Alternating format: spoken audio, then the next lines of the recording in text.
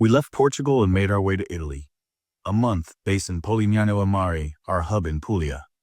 Looking down on the famous Loma Moncili beach and exploring the Adriatic from the water. Polignano lit up at night, seen from above, with local parades bringing the town to life, and celebrating Domenico Modugno's song Volare that made Polignano known around the world.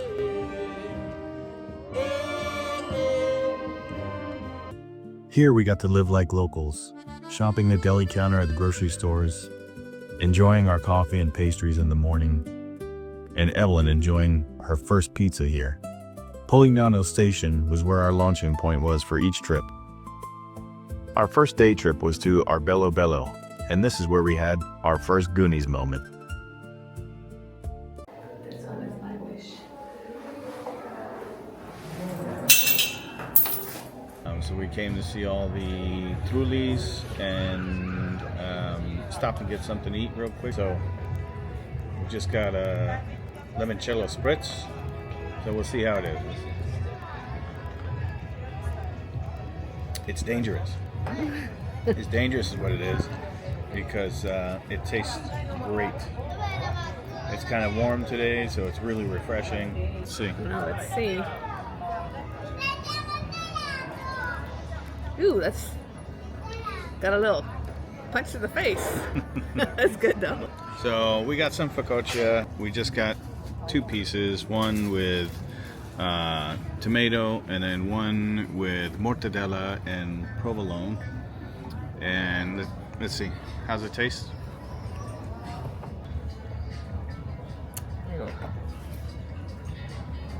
Mmm. It's very soft. It's nice. And it had an olive in there. I like it. From the main lookout, Alberobello stretches out in a sea of Trulli, cone-shaped stone houses that earned this town its UNESCO World Heritage status. Built centuries ago with dry stone and no mortar, designed to be dismantled quickly to avoid taxes. Walking the alleys, you see families still inside these homes and streets that have carried generations. Alberobello is a town defined by its Trulli, still standing after centuries. Perched on 3 hills in Puglia, Ostuni is known as La Città Bianca, the White City. Its narrow alleys, staircases, and arches were first coated in lime centuries ago, not just for beauty but to ward off plague, giving the town its timeless glow. Walking through these whitewashed streets feels like stepping into a living fortress, a maze designed to confuse invaders from Romans to Normans. The city's story stretches back to the Messapians in the 7th century BC and later flourishing under Emperor Frederick II, who made it a castle, a cornerstone of Apulia's defense. Today, the white alleys open up to breathtaking views of olive groves rolling toward the Adriatic Sea, just 8 kilometers away. Ostuni's alleys aren't frozen in time, they're alive with daily life and centuries of meaning. And it's here where Ostuni invites you into its story, not just its scenery. In Polignano, we truly settled into our little town.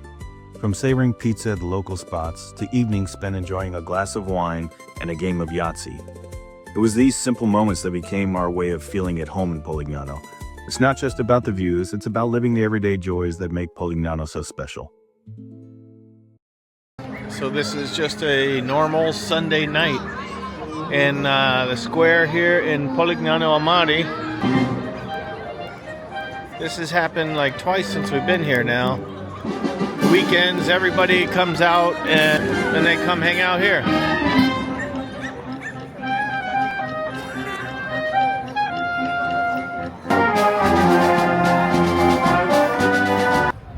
So today we are in Lecce, the southernmost city I think we're going to visit while we're here. But we're in the historic center right now. It's kind of inside some castle walls. And we just had a coffee and a cornetto that blew dust all over me and got chocolate all over my beard. And it took me about 30 minutes to get cleaned up before we left.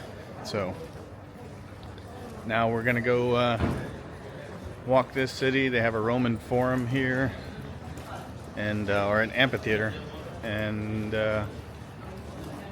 see what Lecce is like. There she is.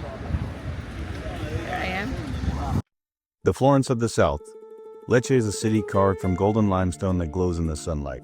In Piazza San Lorenzo, you can still see the amphitheater built nearly 2,000 years ago, once filled with crowds of 25,000, a story that stretches back to Roman times. As centuries passed, Lecce became a showcase for Baroque artistry, churches, palaces, and facades so detailed they feel alive. Walking here, you move through layers of history, Roman ruins besides Baroque masterpieces, all within a city that still thrives today. It's this blend that makes Lecce unforgettable. Ancient arches, ornate carvings, lively piazzas, and welcoming cafes.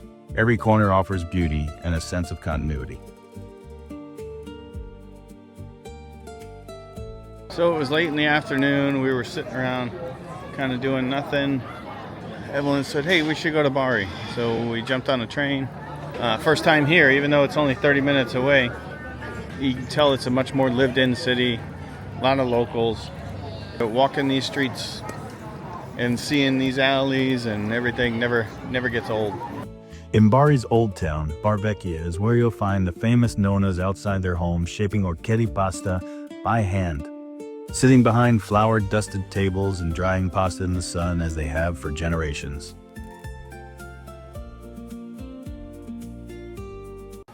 In Bari, the streets are alive. Voices carrying on phones and neighbors talking loud, everyday life echoing through the stone alleys. Then you wander the narrow passages with arches overhead, each turn showing another side of the old town. And then of course the Ferrari of mocha pots, a $1,000 shrine to caffeine. Back in Polignano, we tried our hand at orecchiette with guanciale, and honestly I thought it would be a disaster, but it actually came out fit for human consumption.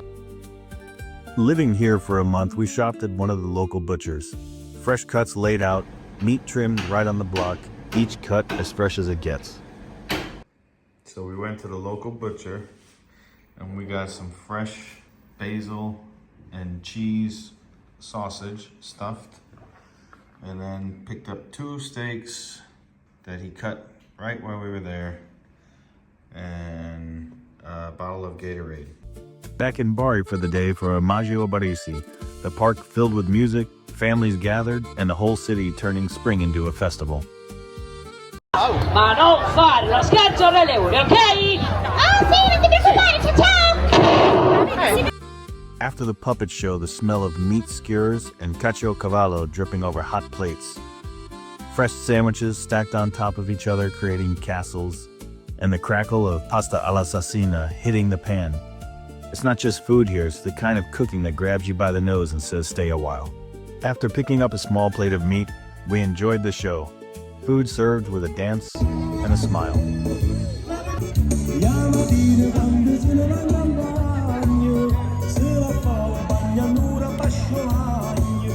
With coffee served and pastry in hand, it's the simple moments that remind us this isn't a vacation. It's about slowing down and living the rhythm of local life. Back home and after dinner, the local piazza caught us off guard with another celebration and concert filling the square. People dancing and singing along. It was then we decided to try some karaoke, where I did my world-famous Louis Armstrong, What a Wonderful World, and was immediately booked.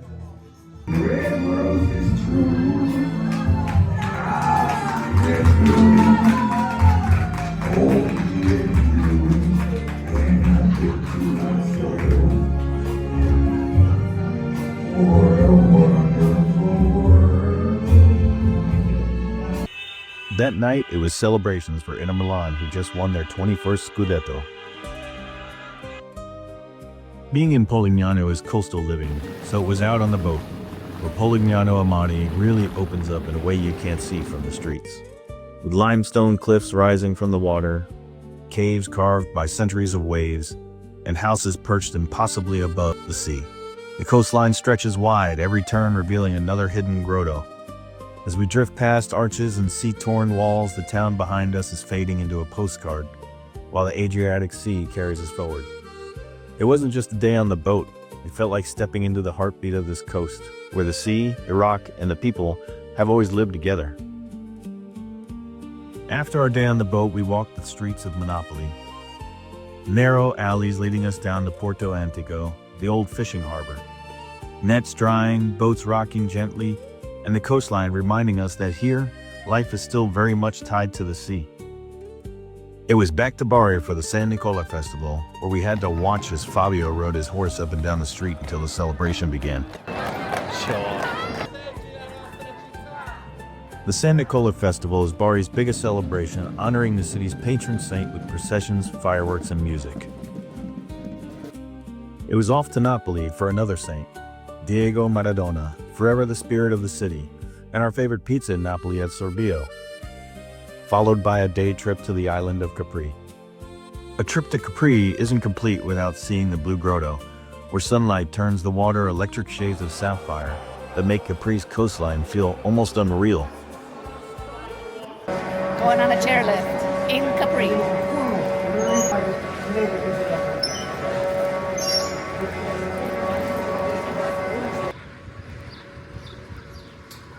Hanging out right over somebody's house. From the top of Anna Capri, the island stretches out below you, cliffs dropping to the sea. Capri's coastline unfolds in every direction, a view that feels endless. And then drifting back down on the single-seat chairlift, the island slowly unfolds beneath you. Cliffs, rooftops, and sea stretching out in every direction. Back on foot, Capri's streets open up, ancient alleys, bright shops, and the pulse of island life.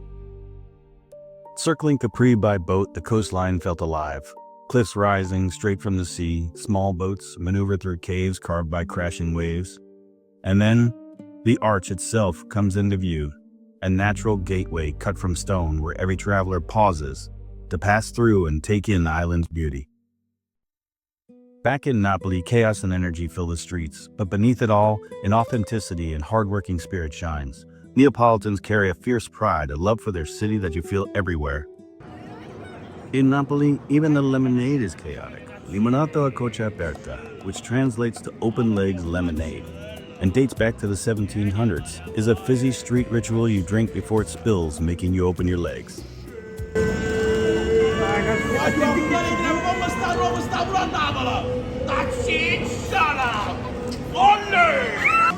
In Napoli, older men play music from their windows while young people dance in the streets. Napoli, a city who put its hope in an Argentine who arrived when the city was overlooked. Maradona gave Neapolitans pride by beating the giants of Italy and Europe. Maradona wasn't just a player, he was Napoli. His magic on the pitch mirrored their own struggle, hard-working, defiant, and full of heart. That's why decades later his name still echoes through the streets, because Maradona made Napoli believe in itself. So as you walk through the streets of Napoli, it's a Sunday right now, and the roads are just packed. People are out just enjoying the food because literally everywhere you turn you can smell different fried pizza, meatballs, pasta. All I want to do is eat every second of the day. It just they're so proud of their food and their culture and everything else. This is the most packed I think we've seen streets anywhere we've been in Italy so far. And I would really like to rewind back my metabolism, if possible. That would be amazing. Yeah. In order for you to burn off the calories that you eat here, you have to walk about 600,000 steps a day. At least, at a minimum. Yeah, at a minimum. So you get in about 43 miles each day, and then you feel like you can have pizza again. Now for the real reason we came to Napoli, to mark off a bucket list dream. Watch Napoli play at the Diego Armando Maradona Stadium. From the moment the gates opened, the energy was electric. As players stepped onto the pitch, the roar of the fans rose like thunder, chants echoing through the stands until chills run down your spine. This isn't just a game, it's a ritual, a celebration of pride and passion. And even though the score didn't go our way, the memory, the atmosphere, and the experience made it feel like the greatest win of all. Matera is unlike anywhere else. Known as the City of Stones, its cave dwellings have been carved into limestone for thousands of years. Once called the shame of Italy for the poverty that forced families to live in these caves, Matera has transformed into a symbol of resilience and pride. Walking through the streets, you feel the history in every arch and alley, yet also the rebirth of a city that now shines as a UNESCO World Heritage Site and European Capital of Culture. It's a place where past and present collide, ancient walls lit by modern life, and where every step reminds you that Matera is not just a city of stone, but a city of spirit. Hey, beautiful. Hey. First, we're deciding which way to go. Then it's upstairs. Then down again. And still, no one knew where the hell we were headed. But that's Matera. Every turn feels lost, yet every path opens up to views like this. Traveling gives you 1,000 things to enjoy. Food, sights, stories, but meeting new people, that's one of the best. So as we look back at our month-long stay in Polignano, Mare, I'm at a loss for words. Trying to edit this video with my new Italian keyboard is just hard to find the words. Hey. Where are we going? Albania. There's a lot more ahead, so stay tuned and follow as we take the journey straight into Albania.